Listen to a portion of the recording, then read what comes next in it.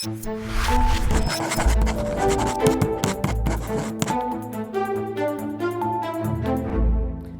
looked up the definition of disloyalty this weekend, and this is what I found: the quality of not being loyal to a person, country, or organization, unfaithfulness. Now, think of that definition as it applies to our president. Think about his absence of faithfulness in how he dishonors agreements, promises, marriages, friendships, even oaths to our nation. As we all watched the messiest public divorce in recent memory between Musk and Trump, I was struck that more than the embarrassing meltdown of two man babies, it was also a shocking but predictable outcome for the world's richest man. Now, please don't interpret what I'm about to say as some kind of defense for Musk.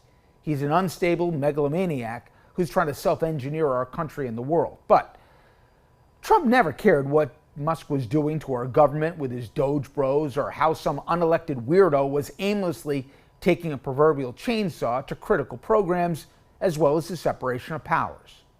Trump just figured less work for him. Trump cut Musk loose after Elon spent hundreds of millions of his own dollars to get Trump elected, and then let Musk take the heat for those unpopular cuts. Not only did he kick him to the curb, but Trump apparently reneged on promises for electrical vehicle incentives, punishing tariffs, and even government contracts. That Musk was shocked by this betrayal just means the guy wasn't paying attention. If he bothered talking to, say, Trump's entire first-term cabinet, he would have been told by one and all to run, not walk, from the Donald.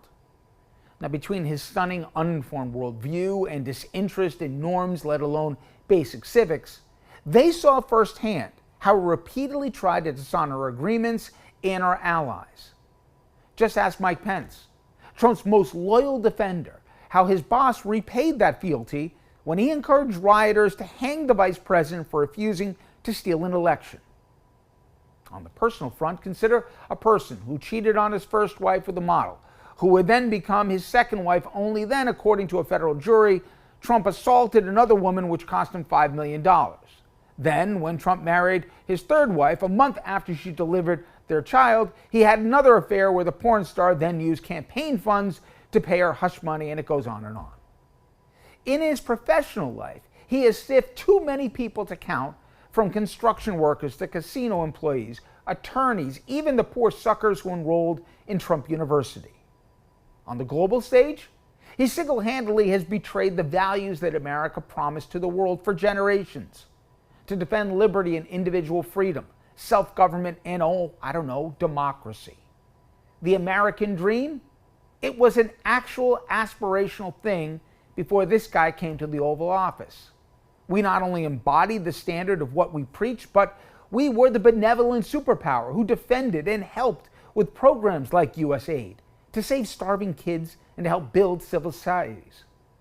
To our allies, most notably NATO, we were more than just a member, we were the backbone. Trump has decimated that faith. He has betrayed who we stand with and against. Suddenly, allies are deadbeats and enemies are dictators and admired friends. Consider what Trump promised as a candidate when it came to ending the war in Ukraine, to now seeming to say that our ally that was invaded by our enemy is, for all intents and purposes, on their own. Before I even arrive at the Oval Office, I will have the disastrous war between Russia and Ukraine settled. It will be settled quickly. I will get the problem solved, and I will get it solved in rapid order, and it will take me no longer than one day.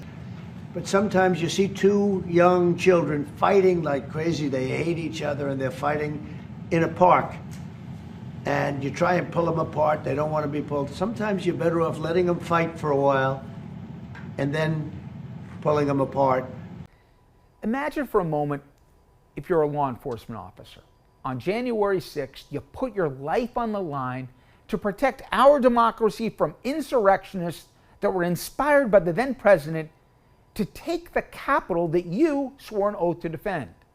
Then imagine that same traitor who swore an oath himself to protect the nation from enemies, both foreign and domestic, pardon those same rioters who tried to kill you.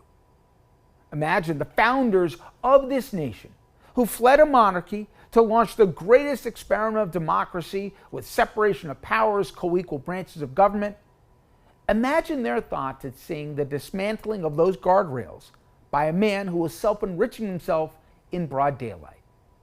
So, when Musk, in one of his many tweets, pointed out the ingratitude of Trump after their messy breakup, my first thought was, where have you been? Trump is disloyalty personified, and his family, friends, business associates, colleagues, and we the people can attest to by now, no agreement, no norm, and no basic decency will ever take precedence for the Donald if it doesn't put the Donald first.